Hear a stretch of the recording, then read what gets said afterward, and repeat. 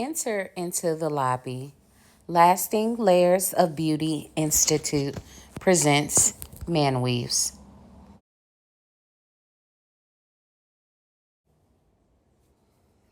Hey, great day, everyone. Welcome to Lasting Layers of Beauty Institute. This video that you are about to watch is myself, April Willars, actually making a human lock or dreadlock extension wig from the actual lace itself. I cut the lace first and then I use an open weaving cap underneath the lace front in order to secure the crochet base that I'm about to make with hair only. So then I could actually add the lock extensions on top of it. I didn't want the base to look very lacy, like a lace front, only because the individual has a very severe alopecia. At the top of his crown. So I wanted it to look as natural as possible. So this is just myself actually making the unit. So thank you for following, and also thank you for watching the video. I'm going to try to talk as less as possible so that you can see the actual work, and then I'm going to stop and actually jump around to fast forward so that you can see the final result without looking at every single step. Thank you. The video you just saw was myself actually lifting or pre-lightening the lock extensions, and I am continuing to work on the base, and that video was done before I completed the base of the lace closure. Now the gentleman has sat down. I am simply measuring the lace man weave that I have created. The base is complete with the hair. The actual locks have already been placed on the lace base. So now I'm simply measuring, and then I decided to go ahead and add braids on the side of his existing hair to sew it down so the actual lace would stick and stay a little bit better with that sewing method technique that's done on the sides. The overall process of making the actual partial lace wig probably took me about a few hours, meaning about 2, because I wanted to make sure that the crochet at the actual base looked as human as possible. As you can see, there is no hair at the top of his crown at all.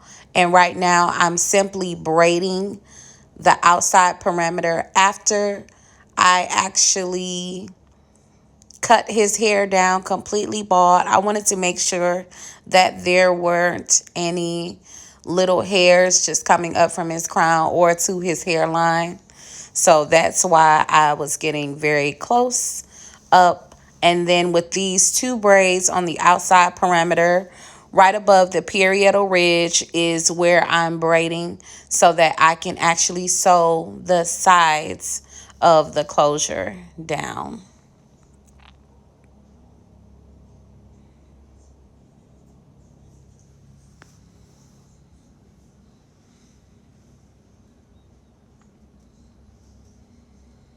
This is myself just braiding on the other side.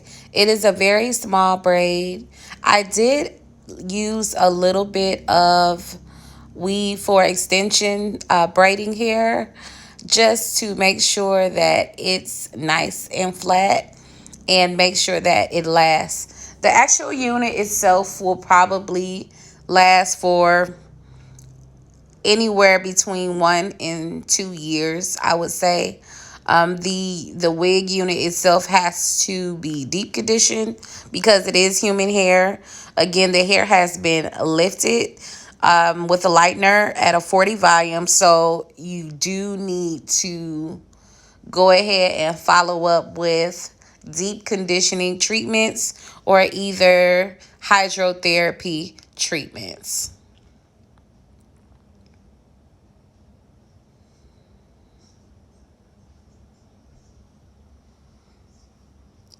So I'm just completing the actual braids. I'm going to crochet them down.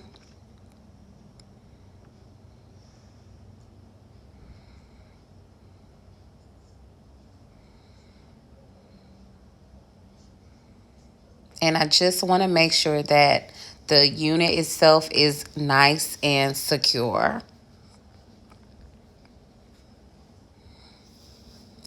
So this is me measuring the unit on top. I have yet to lay any type of glue underneath. Right now, I'm just measuring to make sure that he has enough realistic features in the front of his hairline so that when he goes to the barbershop to get faded, they will have enough extra extension at the base around the actual hairline.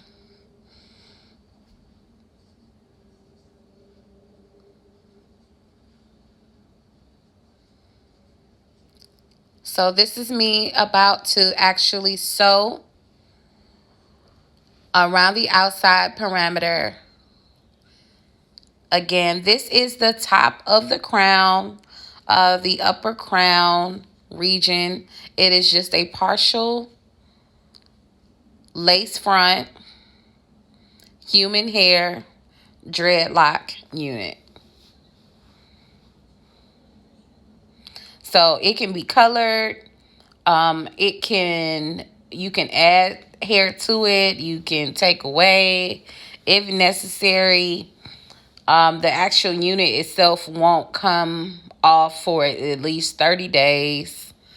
It really just depends on how oily the client is. Of course, if they're more oily, it would mix with the glue and maybe the unit may only stay on for 2 weeks. But if that individual guest does not have a whole lot of oil that the sebaceous glands create, then it's going to stay a little bit longer. I am going to upload some videos just with vocabulary terminology so that people can get familiar with the actual terms. I believe that I'm going to do a few lessons just on the standards and basics. Rather you're a cosmetologist or rather you're interested in learning on how to be a cosmetologist or the steps that it takes, I will have a lot of different topics and enter into the lobby just for people to learn more about the actual ins and outs of cosmetology.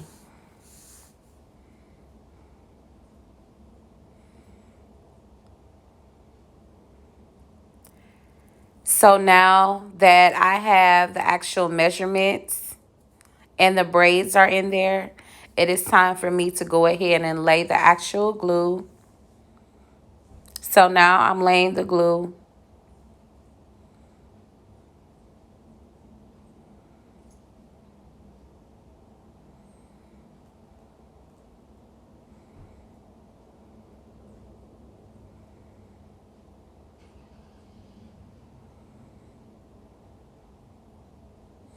I actually used a protective type of gel to put on his hair first after cutting him, after shampooing him, conditioning him.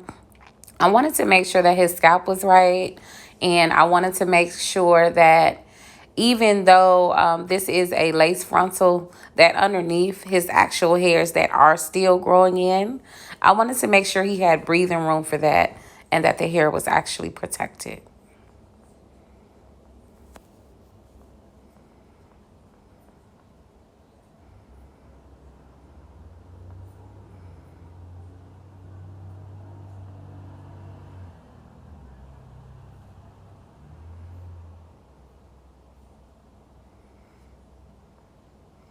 I did put a little bit of freeze spray at the top just because I know that it will harden that area and completely saturate and cover it with Saline 2D glue that's specific for lace fronts.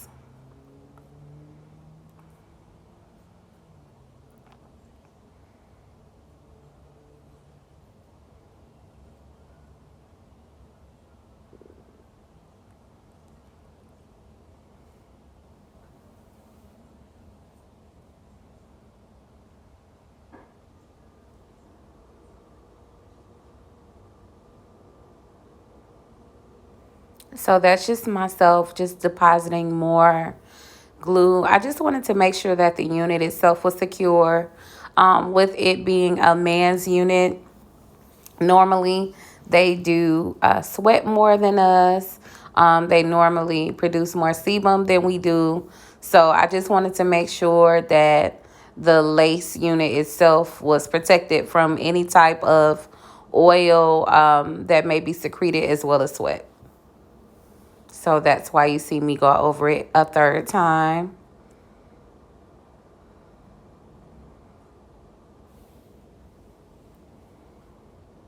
And I'm just securing it around the perimeter. And you can see a little bit of the lace at the top, around the sides. But I just wanted to give you a more in-depth look of how I decided to do this particular unit for this particular client. Everyone doesn't get sew-ins on the side. Just like for, the other guests that I may have, every woman that gets a lace front doesn't necessarily have any of it sewn in. But for this particular client, I just wanted to make sure that I met his needs. And as long as it fit with his lifestyle, as far as him working out, as far as him working, period, I just wanted to make sure that the unit was secure. So that's why I took the extra step to sew it down on the sides. You don't have to if you make your own unit. But I decided I wanted to take that extra step.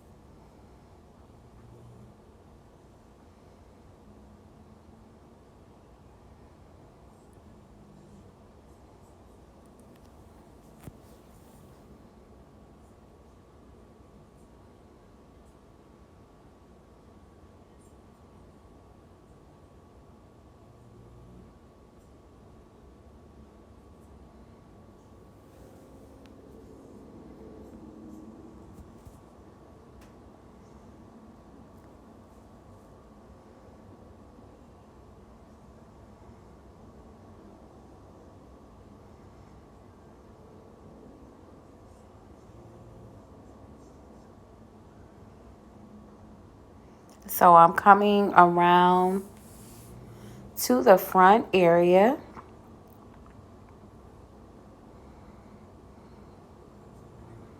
I did leave additional lace at the front just so I could customize it to his hairline. And I wanted the base of the actual lock extensions itself. As you saw at the beginning of the video, I actually crocheted the base hairs because I wanted it to look natural. I wanted it to look like new growth. I did not want it to look like lace with clean partings extending up onto, like a ponytail or, somebody that has this fresh, dread look. I wanted it to look as natural as possible because I didn't want people to speculate that it was lace at all. And that's why I decided to make the lace base as thick as I possibly could. And I wanted the hairs to look as real as they possibly could. The base hair is actually human hair. And the actual extensions or dread extensions are actually human hair too. So it all can be changed. It all can be manipulated at any given time. That's why the unit does last for like 2 years, because it can be manipulated. It can, again, extensions can be added or extensions can be taken away. The hair itself can be colored. There's different things that can be done with this particular unit.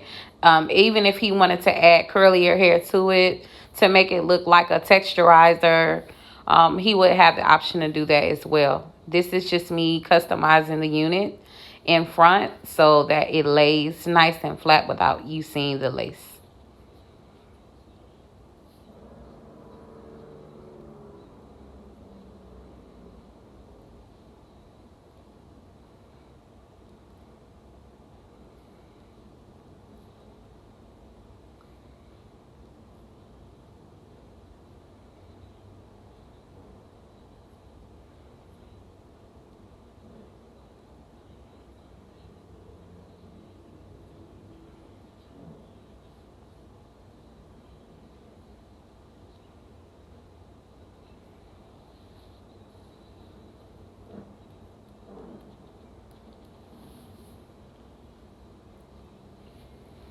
And again, thank you for your patience and thank you for watching the video.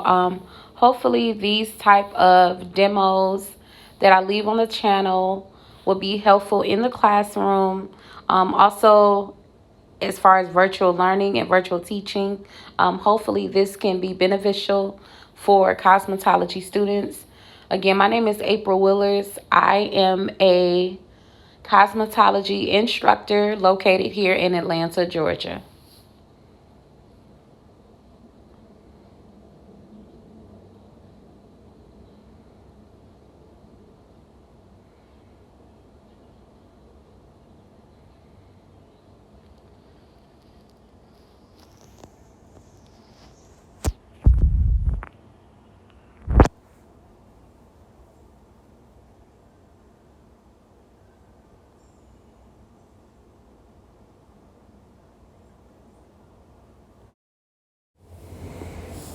All right, now what you're looking at is I'm just adding additional hair that can be attached at the base, underneath what I actually braided, because you know that once you add a lace enclosure or any type of existing extension, sometimes the actual braid, because of the tension and how tightly it's braided on the sides, can increase the scalp's ability to be able to lift a little bit.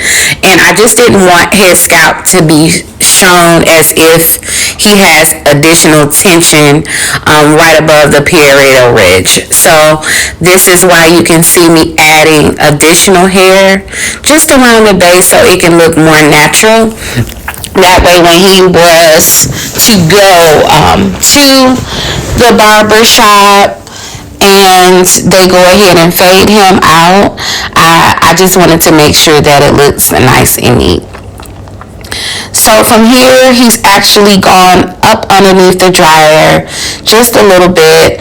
I'm adding a little bit of adhesive to his hairline, just a little bit, because I want it to be nice and firm, but I still want it to be spongy enough, if that's the right word, for it to look more realistic around the hairline. Remember, before I added this actual lace frontal, he didn't have a hairline at all. It didn't exist in the front. So this is why I'm prepping him to go underneath the dryer. I apologize because I said that he was already underneath the dryer already. So now I have cut it and he's sitting back down at the station, and I'm just making sure that those little hairs around the hairline are not sticking up too much, and also that when the barber actually makes the haircut for around the perimeter, it looks very nice and realistic.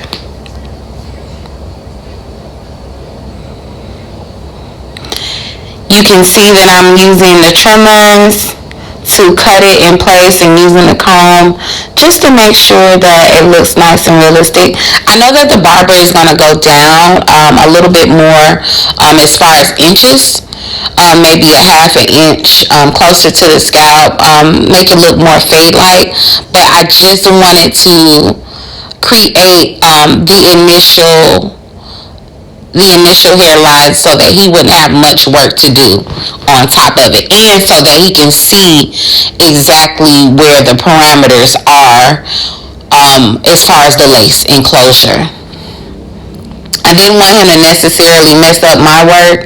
Unfortunately, on this day, my husband was unavailable to do this because he had a prior engagement.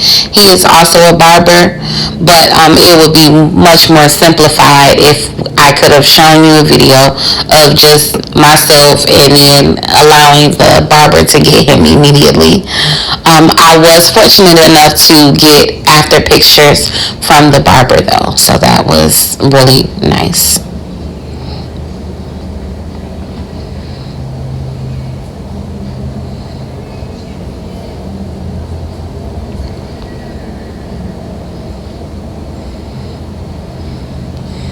And again, you're still just looking at just a little bit more detail of what's necessary for the actual lace front.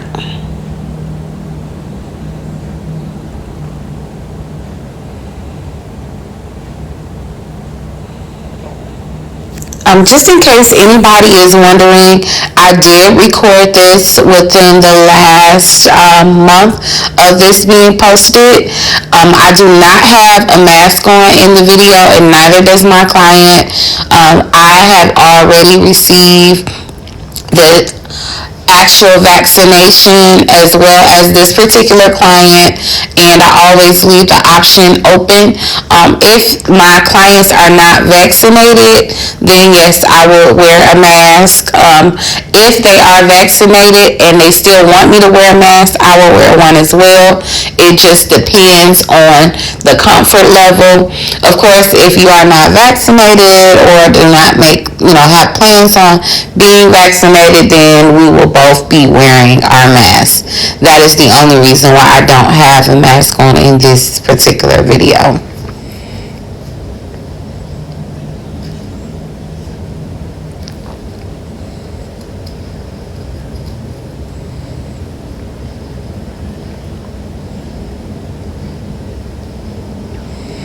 And I'm just putting on the final touches.